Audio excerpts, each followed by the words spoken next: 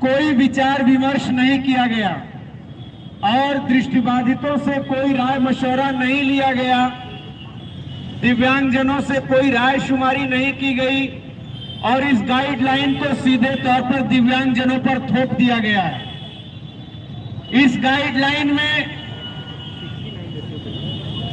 जो competitive exams है, परीक्षाएं हैं, उसमें दिव्यांगजनों को संस्थाएं जैसे एसएससी, यूपीएससी, रेलवे स्वयं, बैंकिंग क्षेत्रीय स्वयं स्क्राइब प्रोवाइड कराएंगे।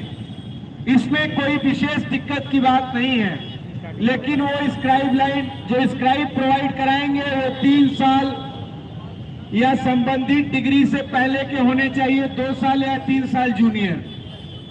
आज के समय में ही पुराने गाइडलाइन को पालन करने के लिए जो संस्थाएं हैं, जो परीक्षा कराती हैं, उनके पास कोई मैकेनिज्म नहीं है।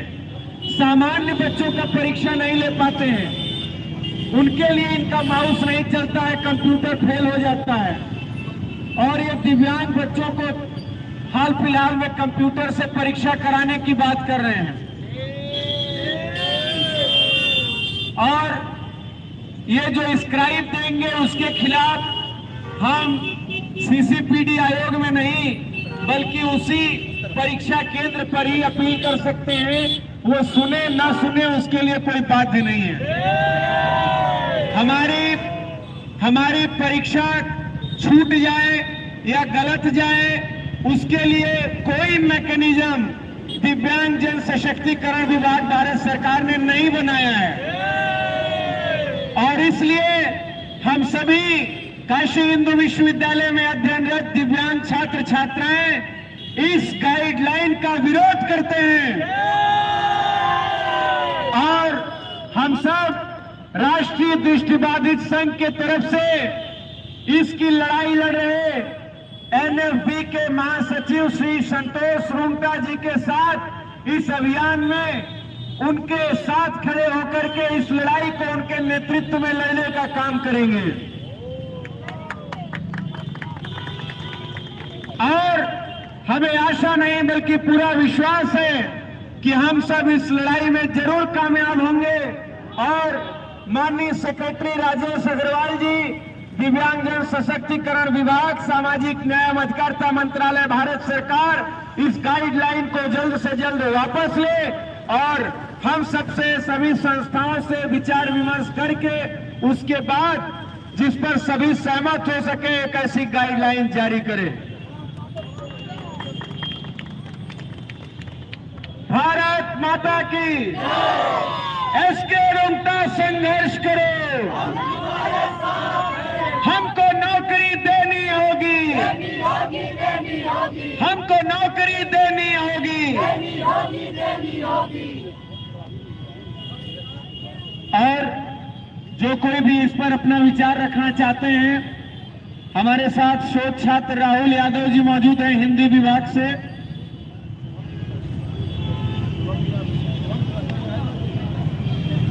राहुल, साथियों, अभी अभय जी ने गाइडलाइन के विषय में आपको जानकारी दी। इस गाइडलाइन में जितने सारे विवरण हैं, ये विवरण आने वाली हर पीढ़ी को सिलसिलेवार तरीके से प्रभावित करेंगे। भारत सरकार की नीति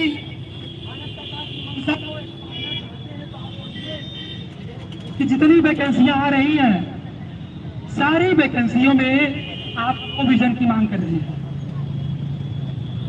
जबकि आरपीडब्ल्यू एक्ट 2016 में प्रावधान है कि आप ऐसे पदों का चुनाव करिए जहां टोटली ब्लाइंड जॉब कर सके।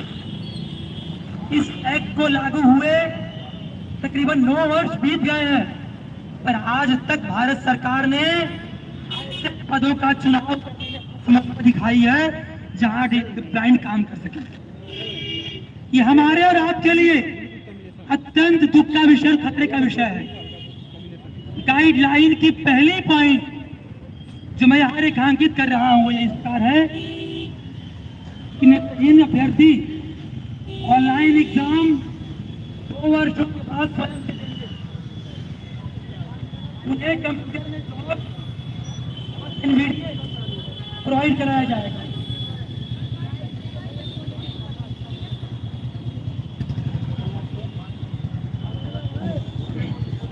पहला सवाल तो यही है कि 2011 की जनगणना के बाद भारत सरकार को यह भी नहीं पता है कि हमारे यहाँ कितने नेत्रहीन विद्यार्थी शिक्षित हैं और कितने अशिक्षित हैं। भारत के कितने विद्यालयों में कंप्यूटर विषय को अनिवार्य किया गया है, हमारी सरकार के पास यह भी डेटा नहीं है। इतना ही नहीं, हमारी सरकार ये बताए एसएससी, रेलवे, बैंक, एनडीए कितनी सरकारी कार्यालयों में नेत्रहीन कर्मचारियों के काम करने के लायक एक्सेसवर सुविधा मौजूद है। अग्रवाल जी ने कहा कि हम आपको आत्मनिर्भर बनाना चाहते हैं। जब परिभाषा देते हैं आप आत्मनिर्भरता की, ये सवाल उठना लाजमी है कि कितने सरकारी कार्यालयों में जॉर्ज और एनवीडिया मौजूद है। हम सब जानते हैं कि इस गाइडलाइन में कहा गया परीक्षा से 1 घंटे पहले राइटर से 20 मिनट के लिए मिलने की अनुमति दी जाएगी। यदि अभ्यर्थी बदलने का आवेदन करता है तो सिर्फ एक बार ही कर सकता है और हम ये गारंटी नहीं लेते कि एड्रेस बदल देंगे।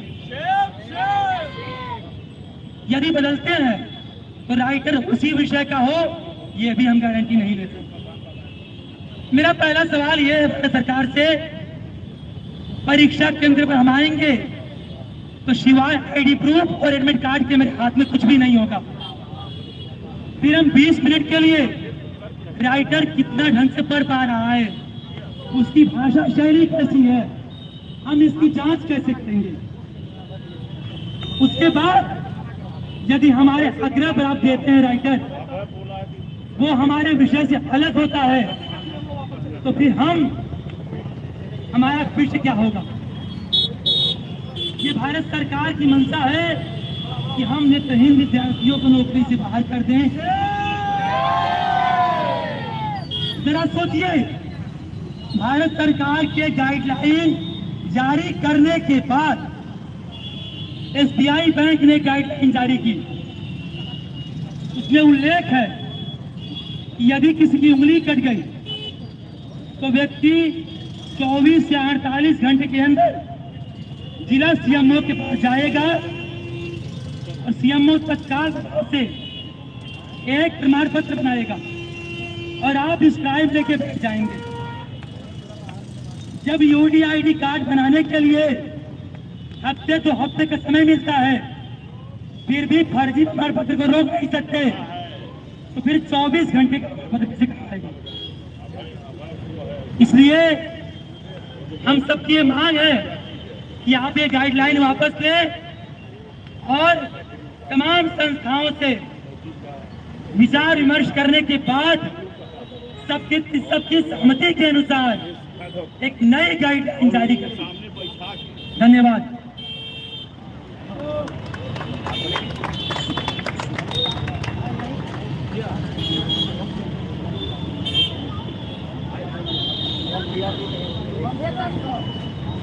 शुभम भैया है क्या? चलिए।